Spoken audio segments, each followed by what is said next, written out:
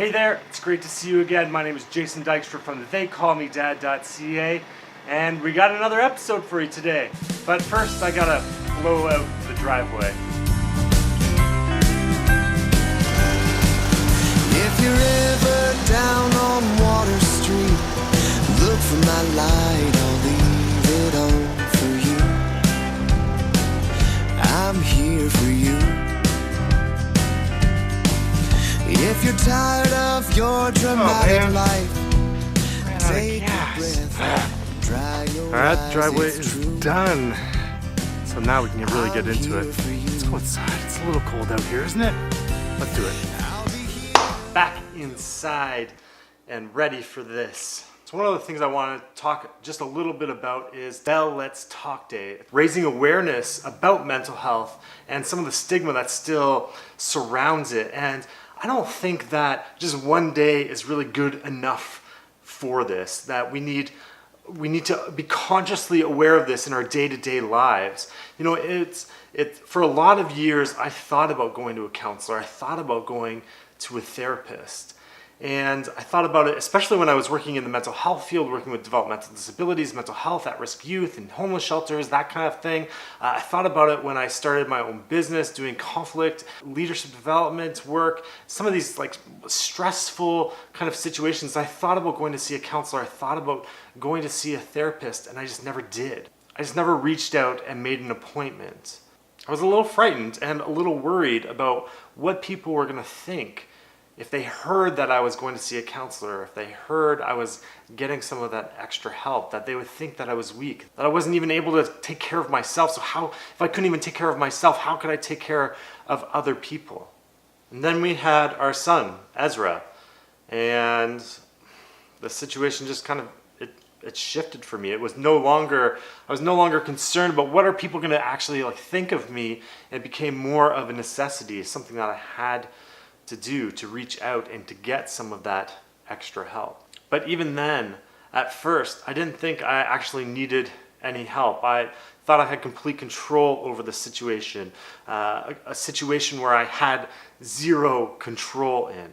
And then it kind of hit me one day. I can't do this on my own anymore.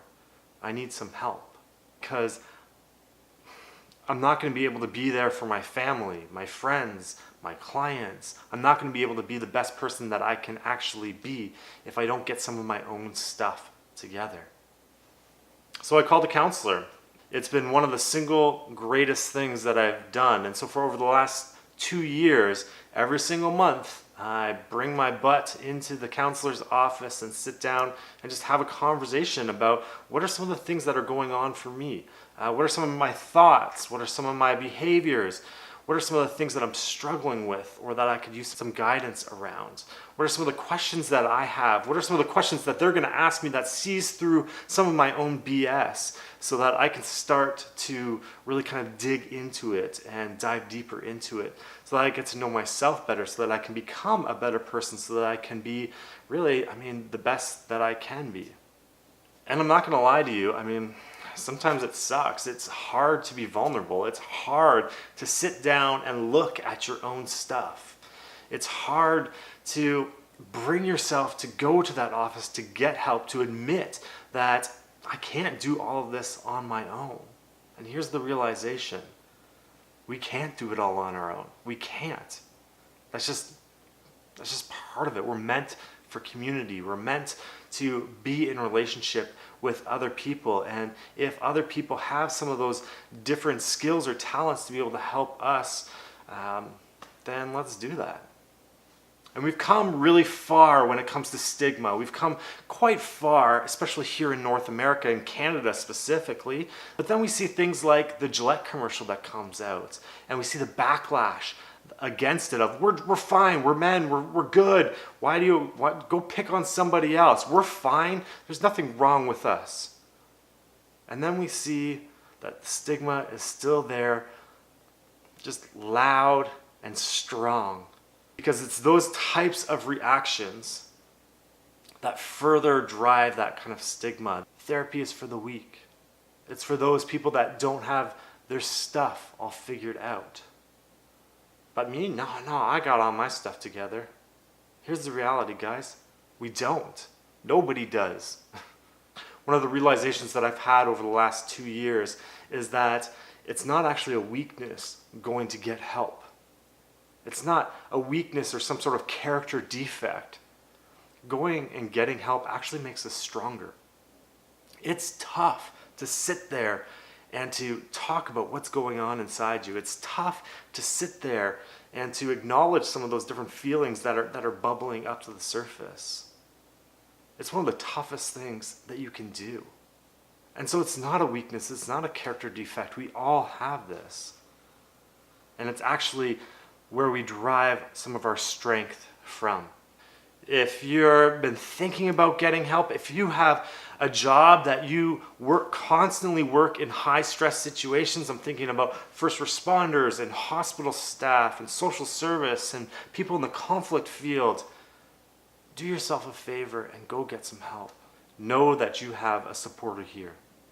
I avoided going to a counselor for a long time, mainly out of the fear of what others might think. And it took a significant life event for me to actually start going and getting help. And that was a mistake. I should have been going the whole time. Take care of yourself because you're worth it. You're incredibly loved. And if you need someone to talk to, a person that needs to give you permission, I'm giving you permission right now. Go get help. Go talk to somebody about what's going on for you. Because the better you are, the better you can be for the people around you, for your family, for your friends, for the people you work with. So you got a supporter here. You've got my permission. Go make that phone call.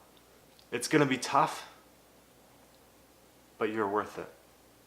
I'm here for you. If you like this video, make sure you subscribe, ring those bells, hit that thumbs up button, leave a comment down below, and for goodness sakes, just pass this along to someone that you think might need permission. So until next time, guys, I'll see you then. Oh, and on a completely unrelated but totally related side note, my friend Scotty Kipfer just releasing a music video today called Here For You. And that's gonna be the song that's playing right now in your ears. You'll be able to hear it. He's awesome. Go check him out. I'm here for you.